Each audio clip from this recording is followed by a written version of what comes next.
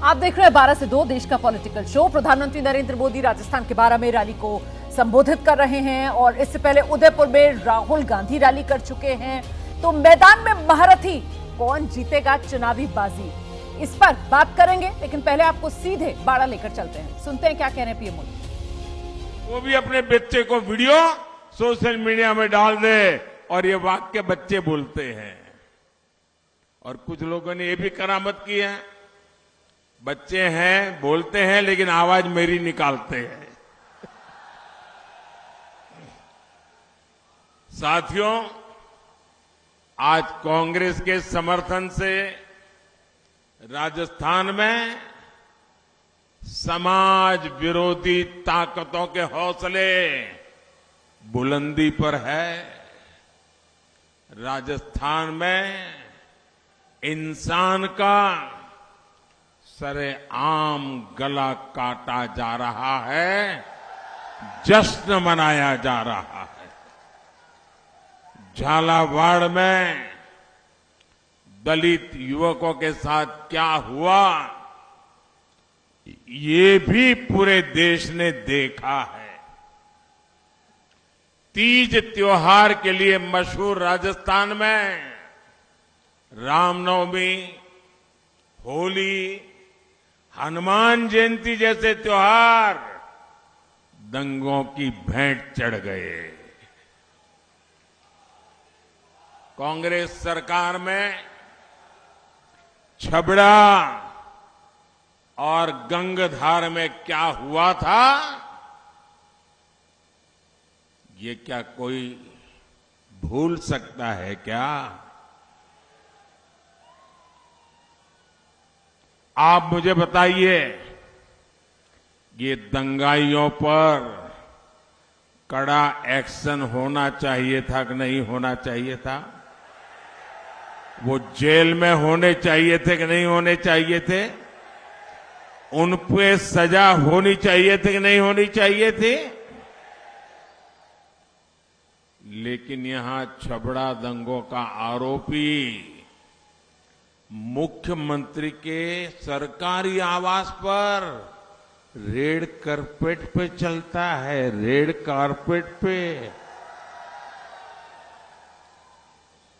साथियों, दंगाइयों के साथ साथ कांग्रेस के मंत्री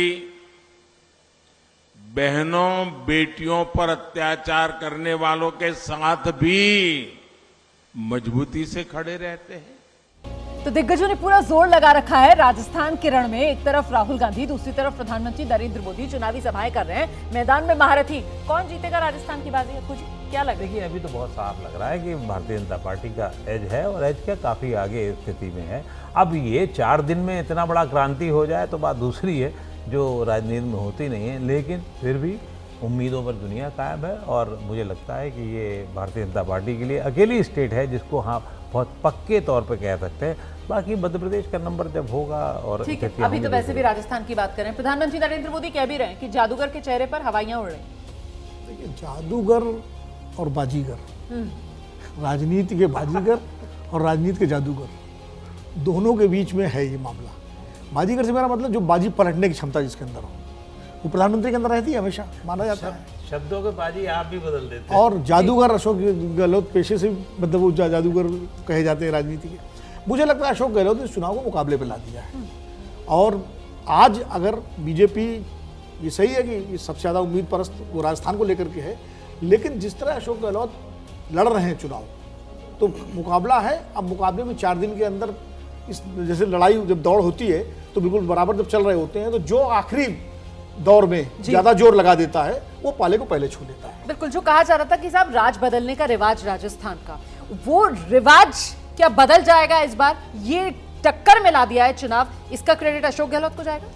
नहीं, मुझे लगता है कि मुकाबले पे प्रधानमंत्री नरेंद्र मोदी ने भाजपा को ला दिया है, क्योंकि सत्ता पे तो कांग्रेस है। हाँ। तो कांग्रेस तो अपने आप को आगे करके चल रही थी। नरेंद्र मोदी की तरफ से जिस रणनीति के तहत चुनाव लड़वाया जा रहा है वहाँ पे, और खुद पूरे चुनाव को शिद्दत के साथ वो प्रचार में जुटे हुए हैं। ऐसे में भारतीय जनता पार्टी को कहीं ना कहीं वो आगे ले गए हैं। और आज जो यदि बोल रहे हैं कि जादूगर के चेहरे से हवाइयाँ उड़ रही, तो स्वाभाविक है कि वहाँ गुर्जर वोट को साधने के लिए पूरी तरह से सचिन पायलट को कहा गया कि आप सिर्फ गुर्जर वोट वाली सीटों पे जाएंगे। प्रियंका जी, आप राहुल जो जी, बात कह रहे हैं, मुझे लगता है एक छोटा सा रिएक्शन विजय जी का, ये अगर तीनों हिंदी हार्टलैंड के अगर राज्यों की बात की जाए, एक छत्तीसगढ़, दूसरा मध्य प्रदेश और अब ये तीसरा राजस्थान, जब चुनाव शुरू हो रहा होगा तो बीजेपी के लिए सबसे मुश्किल लड़ाई कहां रही होगी और सबसे आसान कहां रही होगी? क्या सोचा होगा बीजेपी ने?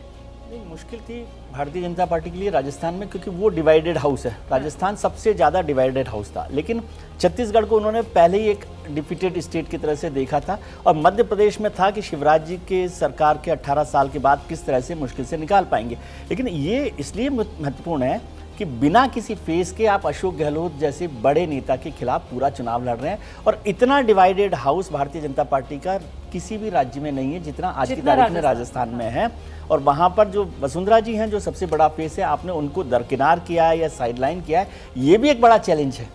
दाव बड़ा खेला बीजेपी ने और तो दिग्गजों को उतार के कर क्षेत्र में रैली कर रहे हैं, बारह में रैली कर रहे हैं, दिग्गजों को चुनाव मैदान में उतार कर बड़ा दाव बीजेपी खेलती हुई। लेकिन चेहरा अगर कोई बीजेपी की तरफ से आगे है तो वो सिर्फ और सिर्फ प्रधानमंत्री नरेंद्र मोदी का। देश का पॉलिटिकल शो जिसका समय है 12 से 2 देख रहे हैं आप। मेरे साथ वरिष्ठ पत्रकारों का पैनल लगातार बना हुआ है। अब बात जरा तेलंगाना की कर लेते हैं, जहां चुनाव की तारीख जो नजदीक आ रही है। 30 नवंबर तेलंगाना में वोटिंग है। चुनावी रैली में हिंदू मुस्लिम यही गूंज अब सुनाई पड़ रही। गृह मंत्री अमित शाह कह रहे हैं तेलंगाना में बीजेपी सरकार आएगी तो फिर मुस्लिम आरक्षण जो 4% तेलंगाना में दिया जा रहा है उसे खत्म कर देंगे। इस पर असदुद्दीन ओवैसी सामने आए हैं, आक्रामक अंदाज में बीजेपी पर वार कर रहे हैं। पहले दोनों नेताओं के बयान सुन लीजिए और फिर इसी मुद्दे पर चर्चा आगे बढ़ाएंगे। मित्रों, हमने तय किया है कि इन्होंने तुष्टीकरण के लिए 4% मुस्लिम रिजर्वेशन लगाया है। भारतीय जनता पार्टी की सरकार ये 4% मुस्लिम रिजर्वेशन को हटा लेगी और ये बैकवर्ड क्लास और SC ST का रिजर्वेशन हम बढ़ाएंगे। बीजेपी जो कह रही है रिजर्वेशन के बारे में, झूठ बोल रही है।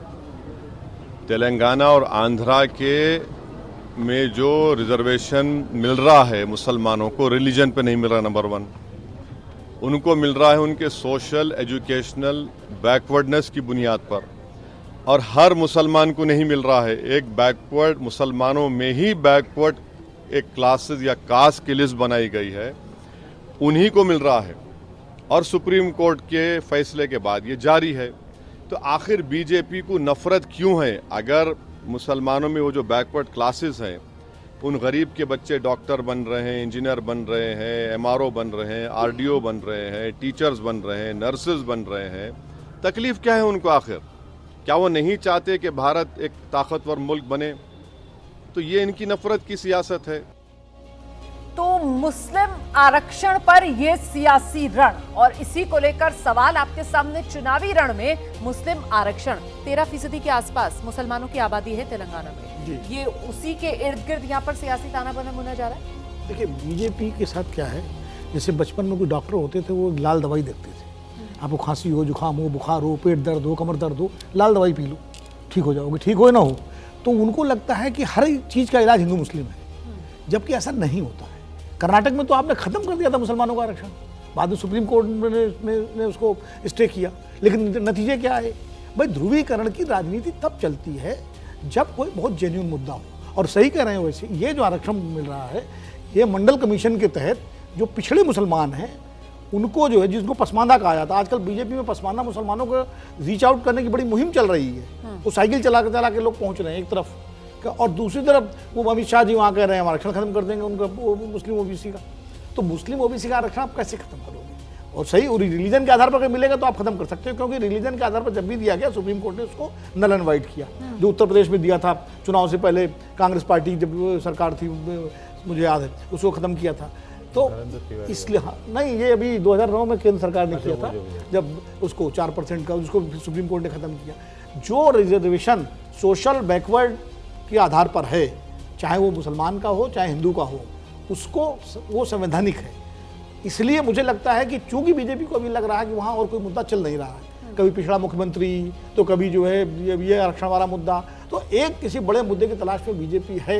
हिंदुत्व का ध्रुवीकरण उसको लगता है आखिर में नैया पार करा देगा, इसीलिए वो राजा सिंह को जो है मैदान में लाया आप गया। जो बात कह रहे हैं मुझे लगता है अक्कू जी को आना चाहिए कि भाई पिछड़ों के तहत मुसलमानों को तो आरक्षण मिल रहा है ना, बहुत से अन्य राज्यों में भी मिल रहा है और केंद्र सरकार में भी मिल रहा है, और यहाँ पर 14 समुदाय हैं मुसलमानों की, 14 जातियां हैं जिनको तेलंगाना में ये आरक्षण दिया जा रहा है। फिर उस मुद्दे को अगर बीजेपी इस रूप में उठा रही है तो जिस बात का जिक्र अभी विनोद सर कर रहे थे कि साहब ये कहीं ना कहीं बौखलाहट के रूप में बीजेपी की देखा जाए। बौखलाहट क्या, मुझे नहीं लगता कि ये बहुत काम आता है वहाँ पर, लेकिन क्योंकि वहाँ जैसे कि हम सब जानते हैं वहाँ एक कॉन्स्टिट्यूंसी ऐसी है जो राजा सिंह जिसका प्रतिनिधित्व करते रहते थे, जिनको निलंबित कर दिया गया था और फिर भारतीय जनता पार्टी में ले आए, वो अपना वोट बैंक अपनी सीट बनाए रखने के लिए, और ये सबको पता है कि बाकी 6 जगह असदुद्दीन ओवैसी के ही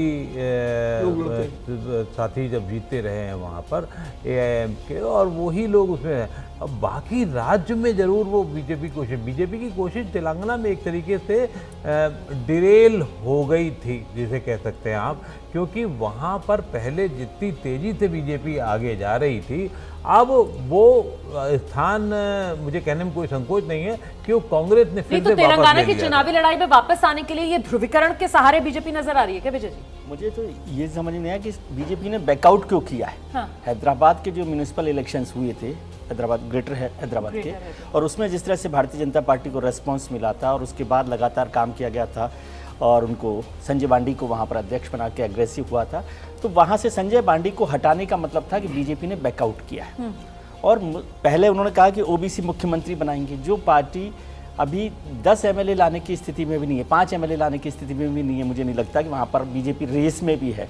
वो ओबीसी चीफ मिनिस्टर की बात कर रहे हो और आज ये बात कर रहे हो, तो कांग्रेस, मैं नहीं जानता, लेकिन कांग्रेस के इस आरोप में ज़्यादा दम होता है कि वो इस बयान से ओवैसी को मदद कर रहे हैं। हाँ। भारतीय जनता पार्टी जब आप मुस्लिम आरक्षण, जो कि एक लीगलाइज तरीके से आरक्षण मिला हुआ है, उसको इशू बनाकर भारतीय जनता पार्टी मुस्लिम वोटर को पोलराइज करेगी और वो ओवैसी को फायदा पहुंचाएगी।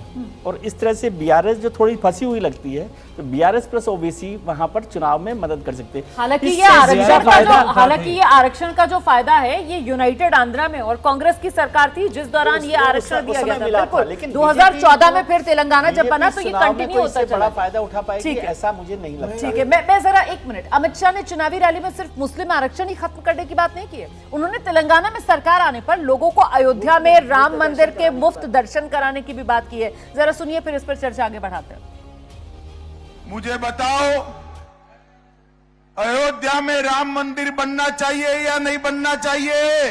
मोदी जी 22 जनवरी को प्रभु श्री राम का राम मंदिर में प्राण प्रतिष्ठा करने वाले हैं और हमने तय किया है कि भारतीय जनता पार्टी की तेलंगाना सरकार सभी लोगों को बारी बारी फ्री ऑफ कॉस्ट अयोध्या में प्रभु श्री राम का दर्शन कराएगी।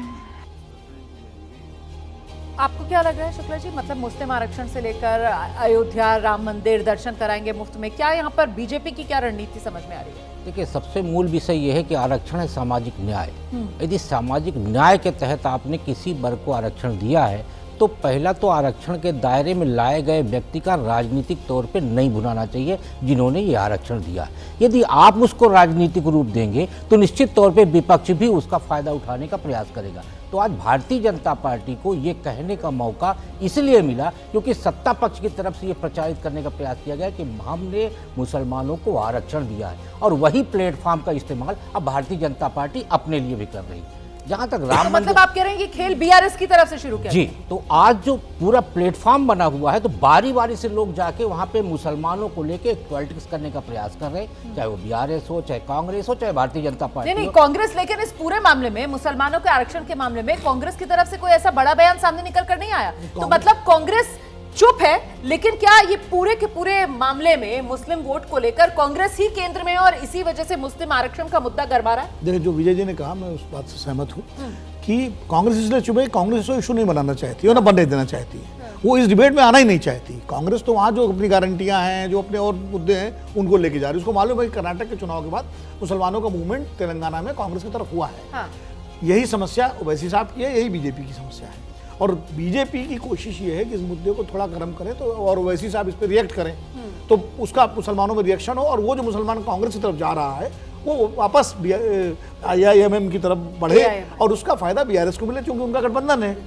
और बड़ी दिलचस्प बात है जो आपू जी कह रहे थे कि जो सीट जहां से राजा सिंह लड़ते हैं वो ओवैसी जी के क्षेत्र में है और वहां से ओवैसी साहब ने अपना उम्मीदवार नहीं खड़ा किया, वो BRS का उम्मीदवार वहां खड़ा है। बिल्कुल। तो ये क्या बताता है, ये क्या मसला है? मैं एक छोटी सी बात कहूंगा, आखू जी जानते हैं उत्तर प्रदेश में एक आरक्षण है बैकवर्ड रीजन के नाम पर उत्तराखंड के लोगों का, वहाँ की नौकरियों में, वहाँ के मेडिकल कॉलेज में, इंजीनियरिंग कॉलेज में। जब उत्तराखंड उत्तर प्रदेश का हिस्सा था पिछड़े क्षेत्र के नाम, अब उत्तराखंड अलग राज्य बन गया लेकिन वो आरक्षण अभी भी चल रहा है। वो अच्छा अभी भी चल रहा है, अभी भी चल रहा है, 3% 4% आरक्षण है वो चल रहा है वो। तो अब वो कोई मुद्दा ही नहीं है उत्तर प्रदेश के लिए। तो ये कई बार इस तरह की पॉलिटिक्स आरक्षण की जाती है लेकिन उसका बहुत ज्यादा कोई मुझे लगता नहीं है। BRS को 80% के आसपास सीटें वहाँ पर है, 98-97 के आसपास उनकी है, 119 में से 20 में से। अब उसको कोशिश, क्योंकि इधर अचानक कांग्रेस बहुत तेजी से बढ़ी है और वो जो वोट परसेंटेज है पहले की तुलना में तय है कि BRS को कम मिलेगा। BRS का वोट परसेंटेज कम करके ये कोशिश, भारतीय जनता पार्टी की कोशिश है किसी भी तरीके से वो ट्रायंगुलर फ्लाइट में आकर के थोड़ा वोट परसेंटेज अगर उसका बढ़ेगा तो वो कटेगा, मतलब BRS का कट गया और कांग्रेस थोड़ा बढ़ जाएगी तो उसकी थोड़ी सी नहीं, या फिर दूसरा मामला है जो विजय जी कह रहे हैं यहाँ पर कि ये सब मुस्लिम आरक्षण के मुद्दे पर नूरा कुश्ती, और नूरा कुश्ती BJP versus AIMIM Asaduddin Owaisi, ताकि वो जो एक बात कही जा रही है कर्नाटक चुनाव के बाद से खासतौर से कि माइनॉरिटी वोट जो है वो कांग्रेस की तरफ शिफ्ट हो रहा है, वो ना वो रोकने के लिए, जी वही रोकने की बात है। पूरा रोकने की वही बात है। अब पूरा तेलंगाना का इलेक्शन देखें और पिछले एक साल में भारतीय जनता पार्टी की पॉलिटिक्स देखें तो भारतीय जनता पार्टी पहले KCR के साथ मिलने की कोशिश करती रही लेकिन वो उनको पता था कि तेलंगाना में बीजेपी के साथ मिलकर चलने में उनको स्टेट इलेक्शन जीतने में मुश्किल होगी, तो वो दोनों ने दूरी बनाई। और अब जब पिछले दिनों में लगा कि कांग्रेस एक बड़ी ताकतवर पार्टी के तौर पर वहाँ पर निकल कर आ रही है तो भारतीय जनता पार्टी की कोशिश BRS से झगड़ा नहीं है ना, सेंटर, क्योंकि उसका जनरल इलेक्शन में भी असर पड़ेगा, तो वो चाहते कि कांग्रेस को कैसे रोका जाए, ये पूरी स्ट्रेटेजी भारतीय जनता पार्टी की है। तेलंगाना को लेकर वो बहुत उम्मीदें भी नहीं रखती और उसका कोई प्लान भी मुझे नहीं समझ में आता कि वो तेलंगाना में चुनाव को लेकर उस तरह का कोई बड़ा प्लान बना रहे हो कि अब OBC मुझे लगता है दर्शक समझ गए होंगे कि आखिरकार तेलंगाना में मुस्लिम आरक्षण पर ये जो सियासी रण है इससे दरअसल क्या जुगत लगाने की कोशिश